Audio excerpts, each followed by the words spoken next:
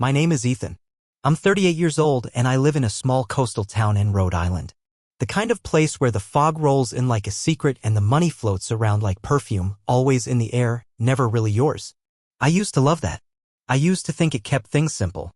Clara and I lived in a little cedar-shingled cottage just a few blocks from the water. It was old but charming. White trim. Salt-stained windows. A backyard just big enough for her herb garden and a clothesline that flapped like prayer flags. She used to say it felt like living in a painting. That was before she started keeping company with the women from the gallery district. At first, it was just weekend openings. She'd head out in one of her thrifted linen dresses and come back talking about brushwork and symbolism.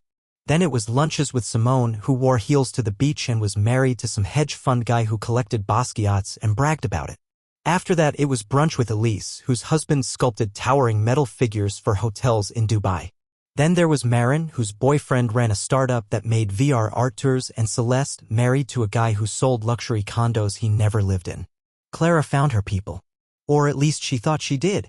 They started calling themselves The Circle. At first it was ironic. Then it wasn't. One night, Clara came home from one of their rooftop gatherings with rose breath and a voice thick with awe. She flopped on the couch next to me, her gold bracelets clinking like wind chimes. Did you know Marin's flying to Lisbon for a gallery opening next week? Like, just because she can. I smiled, not really sure what to say. She says it's all about visibility. Like, you have to be seen in the right spaces to be taken seriously. I nodded. I mean, yeah, if you want to be in that world. She didn't respond. Just stared at the ceiling like it held some answer. That was when things started to shift. She stopped coming with me to beach cleanups or tagging along when I checked tide pools for my research. She used to love doing that. Said it made her feel grounded. Now she called it sand science. One Saturday morning I came home early from a dive trip to find her on the phone with Simone. No, I swear, Ethan would be happy living in a tent if it meant saving seaweed, she laughed. Then paused. No, he's not ambitious, but it's kind of sweet. In a sea urchin way. When she saw me in the doorway, she flinched like I'd caught her stealing. Just talking, she said, slipping her phone into her pocket. I didn't say anything. I just walked past her, salty and still dripping, and headed to the shower. After that, I started noticing all the small ways she distanced herself. She rolled her eyes when I packed leftovers instead of buying lunch. She stopped wearing her sea glass necklace, the one we found on our honeymoon in Maine. When I invited her to a local lecture on marine conservation, she said, I think I've outgrown folding chairs and slideshows. At night, she'd scroll through art influencers on her phone, sighing like she was starving. I wanted to ask her when our life became something to be ashamed of. But I already knew the answer.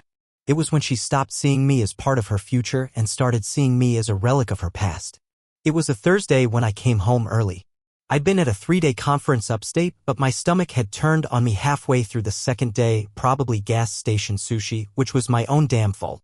I called in sick for the last session and drove back to town with a pounding head and a gut that felt like it was trying to escape. By the time I pulled into the driveway, the cottage looked peaceful. Quiet. Clara's car was out front and the windows were open. I figured she'd be in the backyard, maybe sketching, maybe reading. Something low-key. I just wanted to crawl into bed and sleep until Friday. But the second I stepped inside, I heard them. Laughter. Not Clara's. Higher-pitched, clipped, like champagne flutes clinking against each other. I followed the sound to the sunroom, which Clara had started calling the studio since she began curating. It was filled with gauzy afternoon light and the scent of some citrus candle that cost more than my diving gear. And there they were. Simone was on the floor, legs tucked beneath her like she'd never been uncomfortable in her life. Elise sat cross-legged on the window bench, twirling a gold pen between her fingers. Marin leaned back in our wicker chair, ankle balanced on her knee like a finance bro. And Celeste, Celeste, stood by the bookshelf, sipping something green out of a glass with a basil leaf poking out of it. Clara was sitting on the ottoman in the center, barefoot and glowing. They didn't hear me at first, so I cleared my throat. Clara turned. Oh, Ethan. The room paused. The temperature dropped a degree. Simone offered a thin smile. Didn't realize you were back so soon. Weren't you saving turtles or something? I forced a nod. Conference got cut short. Celeste tilted her head. Hope the fish can manage without you. That got a few quiet chuckles. I looked to Clara, expecting. I don't know, maybe a smile. A soft excuse. Something. But she just turned to Elise and said, anyway, we were just talking about Victor's new installation. It's debuting in Berlin, but they're considering bringing it to Miami next spring. Oh, I saw the mock-up, Silly said. Honestly? It's transcendent. Simone raised her glass. To art that makes you feel like your soul has options. I stood there, still holding my bag, realizing I wasn't a guest in my own home, I was a break in the aesthetic. Well, I said I'm gonna lie down. No one stopped me. No one asked how I was. Clara didn't follow. Later, I asked her about it. Quietly. Without accusation. They were just being playful, she said, shrugging. Don't overthink it. But I wasn't overthinking it. I was seeing it. Finally. Clearly. She had found a new world. And in it I was the punchline. Things got worse after that. Clara didn't bother explaining when the circle came over anymore. They were just there, like a standing appointment I hadn't agreed to. Every Thursday, like clockwork. And each week, it felt less like they were meeting in my home and more like I was trespassing in theirs. The first time I really felt it was at a dinner party Clara hosted for her gallery friends. She made a seared tuna salad with shaved fennel and grapefruit zest. The kind of meal you eat with your posture straight and your napkin folded just so. Marin showed up wearing a pantsuit that probably cost more than my monthly dive budget, and Celeste brought a bottle of wine so expensive I felt bad opening it. I tried to stay in my lane. I made polite conversation. When Marin mentioned she'd been at a climate panel in San Francisco, I said I just published a study on deep-sea temperature changes. I thought maybe for a second that we'd found some common ground. She smiled, sort of. That's very noble, she said. Marine biology is such a niche little corner of science. I admire that you stick with it. The room went quiet for a moment. Not awkward, just contained. The kind of silence that tells you someone has just confirmed the obvious. Clara laughed a little too quickly. He's very passionate. Has all these charts and notes and kelp journals. There was a time she used to love those notebooks. She'd flip through them at night, curled up beside me in bed, asking questions I could barely answer. Now she made them sound like comic books for seaweed. A couple of days later, she brought up the idea of moving. Just looking, she said. It might be time for something bigger. Something with space for a real studio. I raised an eyebrow. We have space. You said this house was perfect. It was, she said, brushing invisible lint off her sleeve. But I think I've outgrown it. Outgrown? Like a t-shirt. Like an old life. She started leaving Zillow tabs open on her laptop, all of them filtered for neighborhoods I couldn't afford on my salary alone. Glass staircases. Polished concrete. Gallery walls. Houses that had never known clutter or bare feet or the sound of sand hitting the floor after a beach walk. I told her I was feeling a little left behind. That I missed the woman who used to get excited about tide schedules and community art walks. She sighed and set her wine down. Ethan, it's not my fault you're threatened by ambition. I didn't know what to say. I wasn't threatened. I was confused. Hurt. Watching the woman I loved shape herself into someone else and then look at me like I was the one who'd changed. She started calling her lifestyle aspirational. I started feeling like a cautionary tale. And every time the circle came over, the jabs got lazier. Less veiled. Celeste once asked me if I was still doing that ocean thing, like it was a hobby I was too stubborn to let go of. Elise laughed when I brought home fresh oysters and said, how quaint. Clara didn't defend me. Not once. She just kept sipping her wine. Kept smiling at them. And I stopped recognizing her completely. Clara asked me to come to the gala. She said it like she was doing me a favor, not like I was her husband. You don't have to stay the whole night, she added, already halfway out the door, high heels dangling from her fingers. Just be there for the dinner. That's when the donors will be watching. I wasn't sure what she meant by that, but I said yes anyway. Because even though I barely recognized the version of her that existed now, part of me still wanted to show up for her. Maybe to remind myself that something real had once existed between us. The gala was held at the Art Museum downtown, white walls, gold accents, name tags with subtle fonts, and music that sounded like it had been picked by an algorithm called wealth. Everyone wore black, but the kind of black that screams money, velvet, silk, satin. Clara had on a navy dress with sleeves like paper and earrings I didn't recognize. You clean up well, she said as we walked in. But she didn't look at me when she said it. We sat at a long table under a sculpture that looked like a metal spider about to drop on the hors d'oeuvres. Clara sat between Celeste and a guy named Leo who owned 3 galleries in Los Angeles. I was at her side, silent, cutting into my duck like it had done something to me. Conversation buzzed around us, all of it circling the same orbit: patron dinners, artist residencies, philanthropic capital. I nodded along, trying to find a foothold. I mentioned a recent coral migration study I'd read about. Leo blinked. Celeste snorted. Then it happened. I swear, Celeste said, sipping her champagne like it owed her money. I don't know how Clara does it. Married to a man who dives with fish while the rest of US are negotiating art sales over lunch in Dubai. Laughter around the table. Light, sharp, like glass cracking. I looked at Clara, waiting. Begging, maybe? Just one word. One glance. Anything. Instead, she smiled and said, honestly, sometimes I wonder what life would be like if I'd married someone who could actually fund my vision. The table erupted. Even Leo laughed. And me? I just sat there, napkin crumpled in my lap, heart sliding out of my chest in slow motion. I excused myself before dessert, walked out through the sculpture garden and down the steps toward the fountain where nobody could see my face. The air outside was cool, wet, familiar, the only thing that felt real in that whole place. I stood there for maybe 30 minutes, just breathing. Nobody came to find me, not even Clara. When I finally looked back through the glass doors, she was standing beside Leo, her arm tucked inside his, laughing at something he said. Her back to the entrance. Her face turned from mine. I wasn't her partner anymore. I was a prop she tolerated. And even that was starting to feel like a stretch. I didn't sleep that night. I lay there with my eyes open, watching the faint movement of shadows on the ceiling. Clara came in after midnight, her heels clicking softly on the hardwood like she was trying not to wake a stranger in a hotel room. She didn't say anything when she got into bed. She just rolled away from me and exhaled like she was tired from all the pretending. In the morning, I found her in the sunroom, barefoot, painting something abstract in muted grays and pale pinks. She'd been calling it a meditation piece. I just saw fog and distance. I stood in the doorway watching her make small, careful strokes. Can we talk? She paused but didn't turn around. If it's about last night, you're blowing it out of proportion. Really? I asked, stepping into the room. Because I was there. I heard you laugh. I heard what you said. She set her brush down and turned slowly, her expression already defensive. Ethan, it was a joke. God. People say things. You can't take everything so literally. A joke at my expense. In front of people who already think I'm a joke. Her arms crossed, the paint-stained cloth in her hand scrunched tightly. You're twisting this. That's not what I meant. No? I stepped closer. Because what I heard was you wondering out loud what your life would be like if you'd married someone who could bankroll your ambitions. Clara's lips pressed together. I was frustrated. That's not frustration. That's contempt. Her eyes flared. What do you want me to say, Ethan? That I'm sorry you're not who I need you to be anymore? That I'm tired of scraping by while my friends take private jets to installations? That I feel like I'm being held underwater every time I open our bank account? I swallowed. Then why don't you get a job, Clara? A real one. Something that pays? You want financial flexibility? Earn it. Her mouth opened, stunned. You think I haven't tried? Real artists are supported. They don't take side gigs waiting tables or doing data entry. That's what people without vision do. I let out a bitter laugh. So I'm the one without vision now? Because I don't chase aesthetics over reality.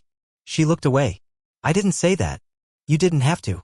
I took a breath, steadying myself. We used to want the same things. A simple life. Purpose over status. What happened? You happened, she snapped. You stopped growing. You stayed in the tide pools while the world moved on. Silence.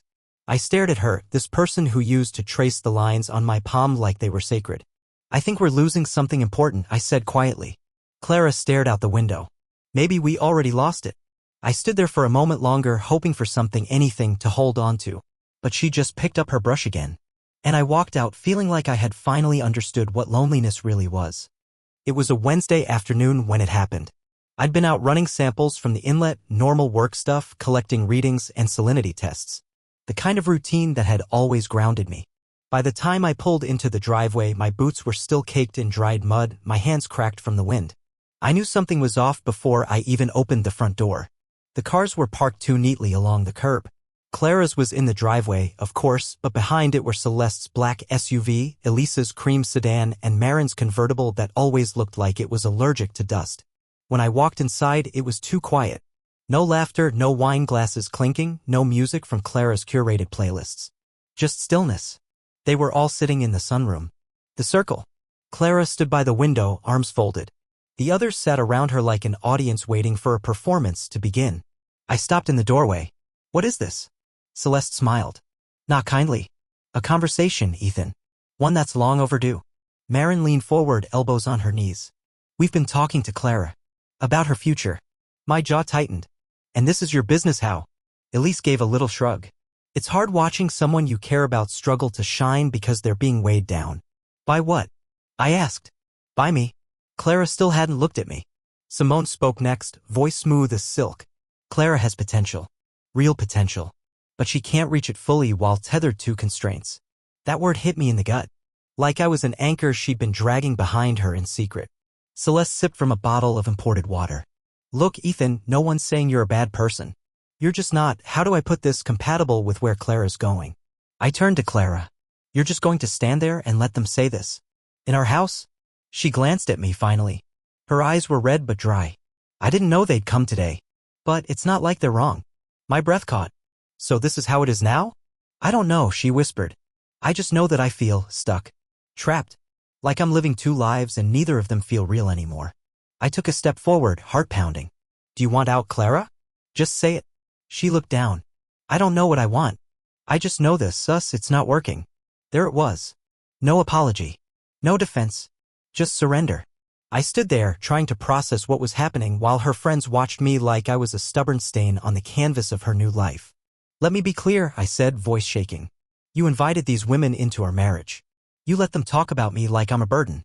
And you, I looked at Clara, my throat tightening, you didn't stop them. Not once. Clara opened her mouth, but no words came. I've loved you since the day you stood barefoot in a tide pool and said you could feel the world breathing, I said. But now all I see is someone who's more worried about her Instagram than her integrity. Nobody spoke. Nobody moved. I let the silence stretch. Then I turned around, walked out of the room, and didn't look back.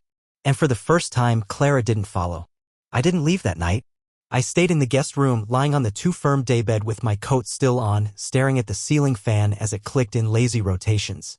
Clara didn't come in. She didn't knock. I half expected her to. Part of me still wanted her to. But the house stayed quiet. Too quiet for a place that used to be filled with shared jokes and mismatched playlists. The next morning, she made coffee like it was any other day. She didn't look at me when I came into the kitchen. You're up early, she said, without turning around. I couldn't sleep. She nodded. There's milk in the fridge. I didn't want milk. I didn't want coffee. I wanted something honest. Something real. But all she gave me was silence dressed up as civility. Around noon, I packed a duffel bag. Nothing dramatic.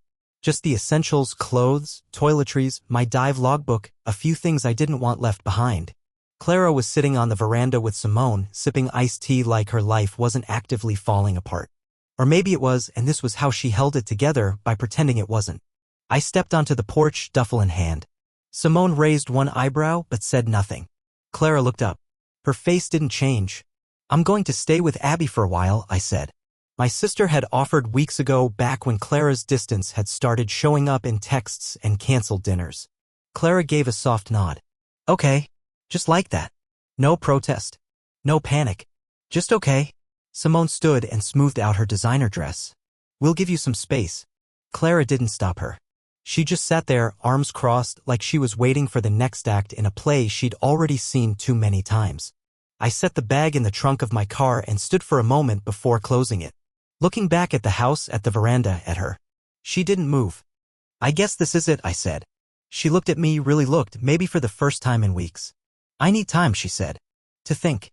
I nodded. Take all the time you need. She didn't say goodbye. She didn't ask when I'd be back. She just watched as I got in the car and drove away.